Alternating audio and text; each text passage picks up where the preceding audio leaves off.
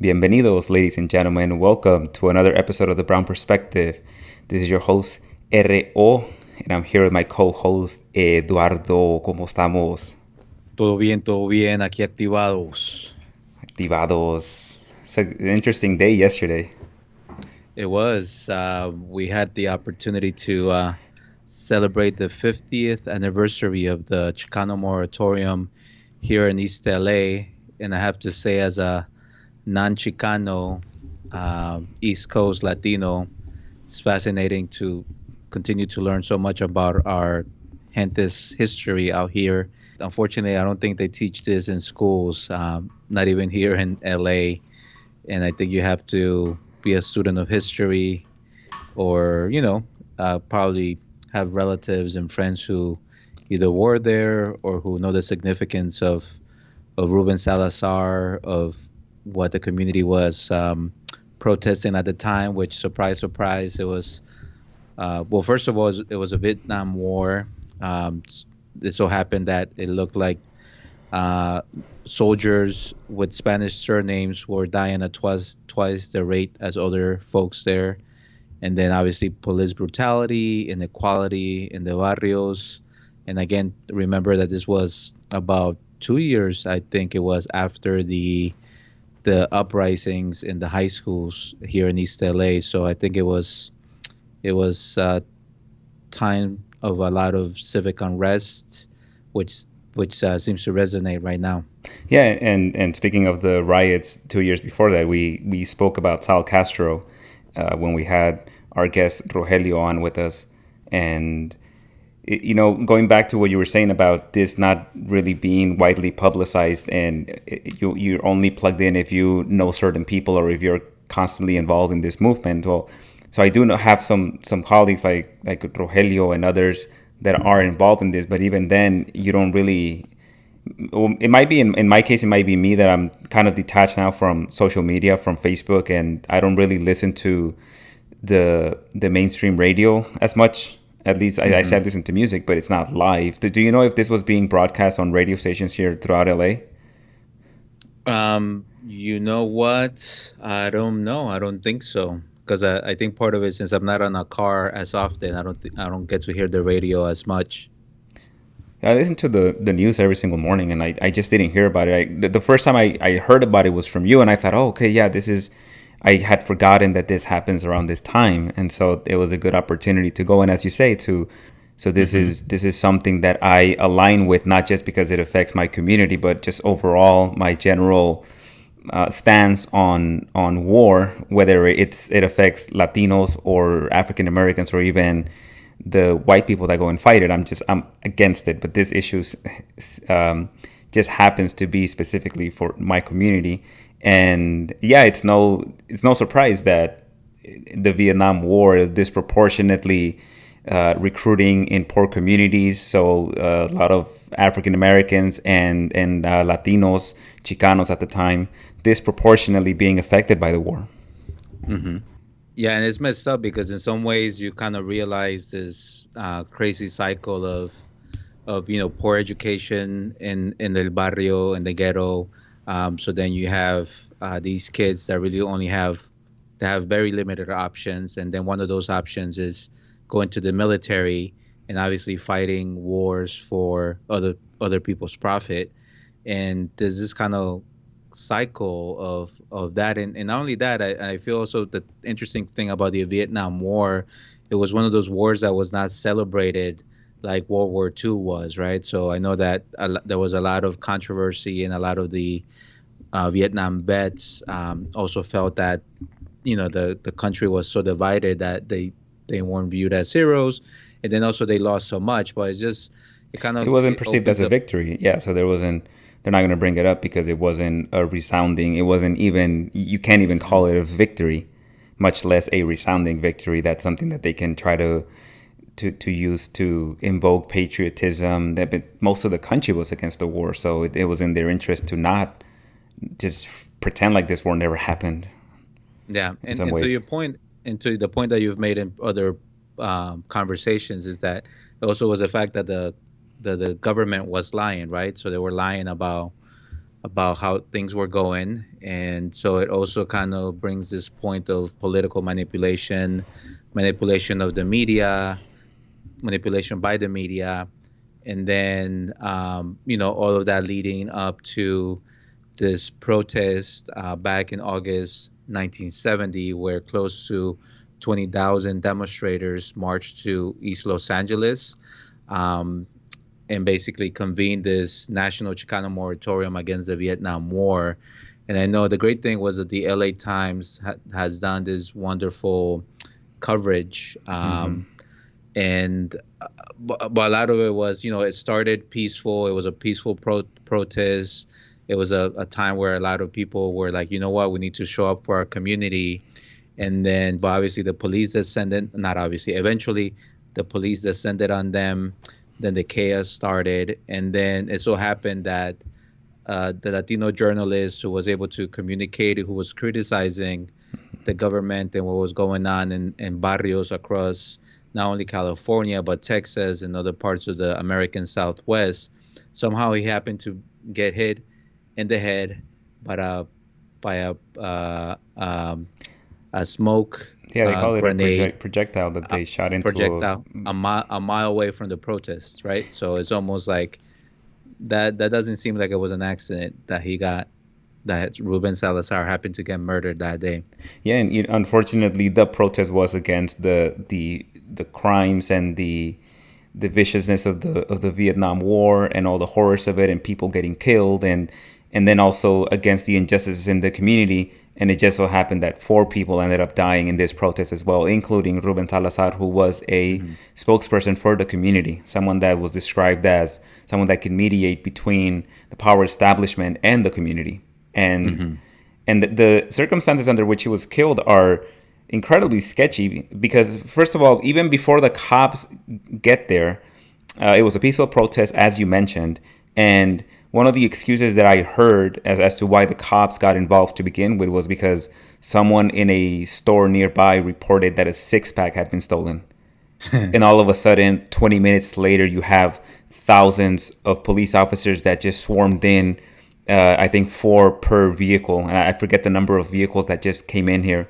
And then essentially you get to a situation where it's just blatant instigation from Yeah. the state police.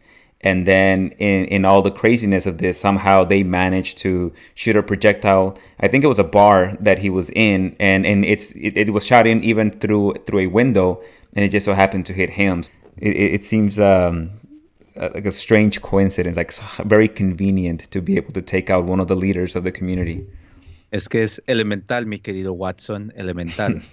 Yeah. But no, I recommend one of the first instances that I learned about it. Again, I didn't learn it in high school. I didn't learn it in college, but I learned it in Washington, D.C. And there was this documentary called Men in the Middle, Ruben Salazar. So it talks about that and some of and actually the trailer talks about how a friend of his had talked to him and he talked about how Ruben felt that, the LA police department and the sheriff's department weren't too happy about what he was saying and the views that he was expressing. So, he conveyed that he was worried that something may happen to him. So all the more food for thought. But yeah, Men in the Middle is the name of that documentary, which I think was aired on PBS, Yeah. which talks a little bit about Ruben Salazar and what happened, what went down. Yeah, not the first time that a political activist is assassinated one way or another, or taken out, if we're not going to call this an assassination, but essentially eliminated because they pose a threat to the power establishment. And so, on a slightly just lighter note, we did happen to attend this march yesterday to commemorate the 50th anniversary, and you see some of the images here, and it was a good turnout. I think that it shows that at least even with the minimum amount of publicity that it seems that this gets, there was still a Yeah. pretty good turnout. It was well organized. You had an element of a march, as well as the entire, it being LA, you have the lowrider culture, And of course, they're going to contribute in a way also to represent by doing a like Cruising a caravan. cruising caravan, yeah. And so just so happened that I went in there, and I went in there with my family, and we ended up right in the middle of the caravan in between all of the lowriders. Look And at that. what do they call the 1950s cars? The bombas? The They're not lowrider cars, but they're also part of the culture. The black cars from I don't even know if they're from the 50s, maybe from the 40s, the Fords. I don't know if at some point I called them. But they were beautiful. I mean, you got station wagons too. You got some, and you also had some old cars, definitely like 1940, Yeah. 1930s, even like some old classic cars. Yeah, so these are it right here. There were a lot of these cars, a lot of low riders, and it was fun. It was a positive vibe. It felt again friendly. It didn't turn violent or anything like that. And yeah, this Bombas, they car. call them. I'm sorry, They call them bombas. bombas. I don't know much about lowrider culture. I grew up in LA, but um, the Chicano movement from the 70s and all of that identity around being a Chicano, it's not something that I grew up with because I came to this country in the 90s. And so I know of it, but I don't You didn't have grow up many in it. family members either that are part of that culture. I picked up on this just because if you live in California, you learn about this culture, and you learn how it ties to your own identity, and you go back far enough to the Mexican Americans that were here in California when California was still part of Mexico. But beyond that, I have friends and I have relatives that have gotten deep into lowrider culture, and so you just kind of learn about these things. But I just at some point I had heard someone mention that these were the bombasas. The beautiful cars. Yeah, so it was good. It was good again. To How was it? Because I know you were at the park. How was the vibe there? It was good. I mean, there were people there waiting for the march to arrive. So, obviously a little bit of apprehension, everybody wearing face masks, trying to stay 6 feet apart. But there were people just waiting with their cameras out. There were a few TV stations like American and even Telemundo was there. So they were just waiting for the march to come. And there were people there selling aguas. There was a paletera, of course, Mm-hmm. taking advantage of the unity of people.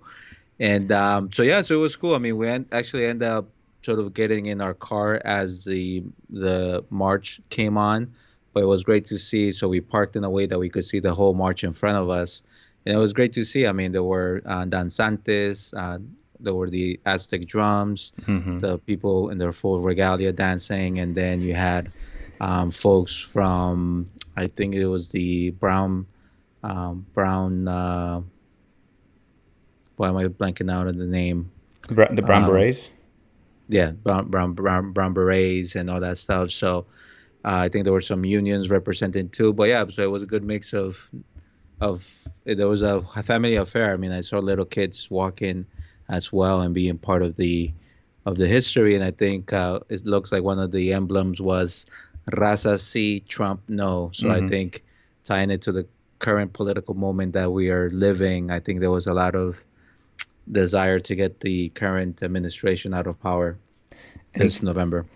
the the the the group que no puede faltar in these protests here in LA is always the dancers and then the drummers that are going along cheering on the crowd and just banging, doing the traditional like I don't want to call it like Aztec drumming because it's more like Native American and maybe Native American from either Mexico or Central America. Hmm. and and then you were saying the posters and the message that people wanted to convey. I was actually really glad to see that it's something that a lot of people understood, that this isn't just a struggle again for the rights of Latinos and Chicanos here in LA, and this is more of a working class, working people struggle. So a lot of the cars also had covered the windows with signs saying Black Lives Matter, And Mm-hmm. again, protesting against immigration, so signs against ICE and against Trump, but also just the inclusivity of bringing in and showing the support for Black Lives Matter. I think that's important because all of these movements need to coalesce and they need to support each other, because that's the best way to speak as one. Yeah, and it saddens me that we have to yet mention another African American man who was shot, Jacob Blake. Yeah.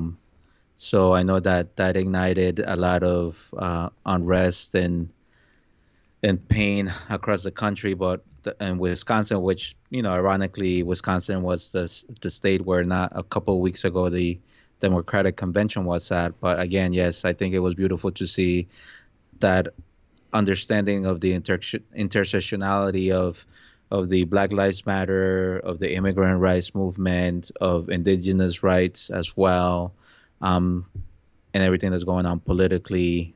So yeah, it's beautiful that that seems to be, it just makes sense, right? It's something that people across these communities are all experiencing, and they understand how it feels. Yeah.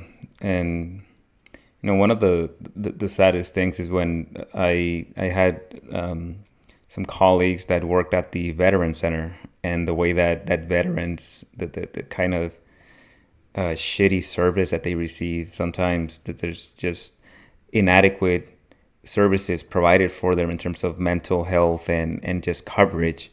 And so thinking about this, a lot of the stories that I heard from the veteran center were about Americans, Hmm. white Americans, the ones that are supposed to be the privileged ones. And it's terrible for them to have to go through a veteran system that doesn't know how to adequately provide for them after the trauma of sending them to war, and then they come back and then they have all of these needs.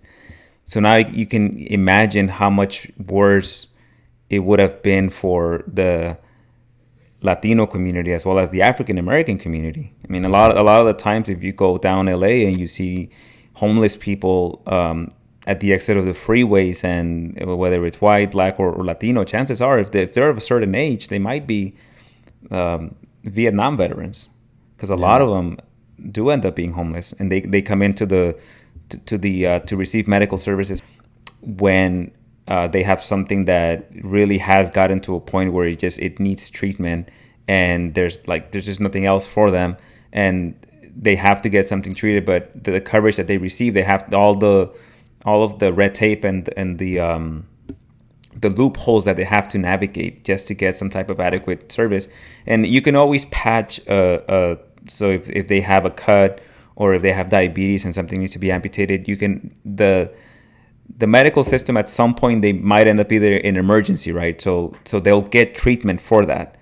But in terms of just getting follow up, getting a primary care physician, getting somebody to be there with them to help them cope with that, and also maybe even give them therapy. But the most important one, to give them mental services. Like Yeah. it fails miserably in that respect, the type of service that the veterans get. So it's incredibly important to have these type of rallies to still call it out against. I didn't see a lot of the messaging around this being about offering services to the veterans. It was more about just a broad anti-war rally, and again, ICE, Black Lives Matter, but just important to call out that even today these veterans are still struggling. Yes. No. Good points. And again, it just sucks because it feels that there's this that in some ways, communities of color, young men of communities of color, now women too, because there's a growing number of women who are joining the services. They're used as, I think this expression in Spanish is carne de cañón. So they're the ones that are put in the front lines. They're the ones that need to do the dirty work, and have the trauma, whether it's psychological, then or losing limbs or life, in order to fight a war that oftentimes is about protecting interests, wealthy interests, and geopolitical reasons. Yeah, they're the cannon fodder, and you Yes. get those from the usually from the low income communities, where you come in, and that's why recruiting in the high schools has been such a contentious issue here that a lot of people have been pushing back against, because what they do is they come into the high schools and they get you when you're young and impressionable, and maybe you haven't had a lot of guidance in terms of thinking that you can go to college, and all of a sudden here comes the military recruiter for the Marines or for the Army, and they tell you, if you join us, once you get out, you'll be able to go to school for free. You're going to be able to buy a house. They sell you on these things, because I know, because I have relatives that were sold on this, and that's how they ended up joining the Marines or the Army. And that's how they recruit them, because they're vulnerable, they're in need, they have parents that they need to take care of, and they don't see a clear path for how they're going to achieve that by going through college, because the counseling or the school itself has failed them to some, and even the community has failed them in that respect. And so these military recruiters come in and they take advantage of that, and that's how you end up with an overrepresentation of people from poor areas, because it's so easy to recruit them if you're selling them on these you're giving them basically what they want to hear, this sense of false security, that you're going to buy a house, that the government is going to help you, is going to subsidize you to get your education, which, look, it's in a sense, yeah, that is true, but it's hiding a lot of the negativity, the negative aspect of it, that you're going to go to war and you can get emotionally traumatized, and then what good is a government program that's supposed to help you go through school and buy a house if mentally you've checked out, because you don't have the emotional stability anymore to take advantage of those things? That's true. And then you get into vices and other things that complicate your life even further. It's almost by design that youth, right. brown youth, are funneled towards very limited career choices, and the military was one of those choices. Yeah, and they become the cannon fodder. That's what got me off on this tangent. And no surprise that when the sons of politicians do join the military, they always end up serving in a role that's not putting them in the front lines, a role that can give them a badge, that can give them some decoration to say that they serve, so that later on they can run for office, because that's already calculated. They're not going to put themselves in the line of fire like they would just put people from our community. Yeah, it's like the recruiter forgets to tell the kids that, oh, by the way, if you go to college and then you sign up, you actually go to officer school, or you can apply for one of the academies, so you can be trained as one of the leaders who would have the type of role where you have more career advancement and more opportunities to develop. So yeah, and then the recruiter is not going to tell the kids that you can go to college also if you apply for financial aid, or there might be some scholarships that you may be able to apply to, or you don't even have to do all that if you think college is too expensive. You can start in a community college and get most of your general requirements there, and then transfer to a 2-year, even a Cal State. It doesn't have to be or a state university like a UC, or here in California, or a state university. Well, they're both state universities, but either a Cal CSU, State or a University of California, or even in other states, right? You have so many different options, but they come in and they say, we'll help you get to college, but they don't say that's just one of the ways. There's an easier way that doesn't present a risk to you physically or mentally by coming and joining the Army and having to go through all that. Speaking of go ahead. No, I was going to say, and the other piece is, and I think as a young man, there's things that appeal to you about the military. I think the uniform, the prestige that seems to come from that. I think that you also think that, maybe the military will give me the discipline I need to be successful. And I think for some, it is a calling. It is something that they do, and that it meets their needs, and they're able to go on and do other things. I do have a number of friends who served in the Marines and other branches that were able to serve and make it out and sort of make the most out of it. But it's a minority who gets to do. And did they say that serve in their terms? Did they say that they were content with their decision to join, and that they did get the discipline that they thought they would get when they joined, or do they also feel like they joined under false false promises, but then they actually did get something good out of it? I don't know. Actually, I remember asking them that question. Because I can I tell you that the people that I've talked to, one guy, he killed a 17-year-old in Iraq to save his buddy, and he mm, did save his buddy, but the guy is traumatized. I've seen him a few times, and whenever if we're having a few beers, 2 or 3 beers in, the guy always breaks down crying, and because he needs to talk about that, he needs to let that out. And when he's drunk, that's the only time that he feels that he can talk about it. And so I've seen that 2 or 3 times already. And again, you can tell, okay, there's something that this individual needs to be able to receive counseling and therapy, to talk to someone, or even it may not even have to be a professional therapist. This person just needs to be able to talk about this to anyone, to even friends. And when he's drunk, when he's had a few beers, that's when he starts talking about it. And it just, you can tell completely, because when this guy, he's young, when we're not drinking, when we're just chilling, normal guy, whatever, just like any other person in his, like, either late 20s or mid 30s. But then once he starts drinking, you can see the switch. And there's this other guy that I know as well that, again, same story. They come back and they tell me under the pretenses under which they joined, based on what they thought they were going to get out of it. But then they come back and they have all this trauma, and so for them it didn't work out as planned, even though they mm, did take advantage of some of those, like going back to school and so forth. But there's a lot of baggage that you come back with.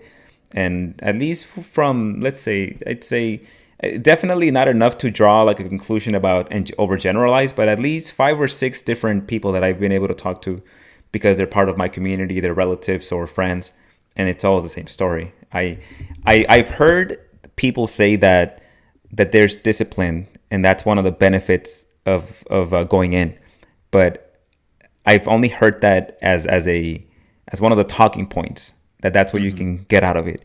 I haven't heard anyone that actually came back to say, despite everything that happened, I'm glad I went because I got the discipline. They Right? gave me structure that I needed that my Latino parents weren't giving to me. Yeah, yeah. What I usually hear is, if I would have known better, I would have just gone straight to college.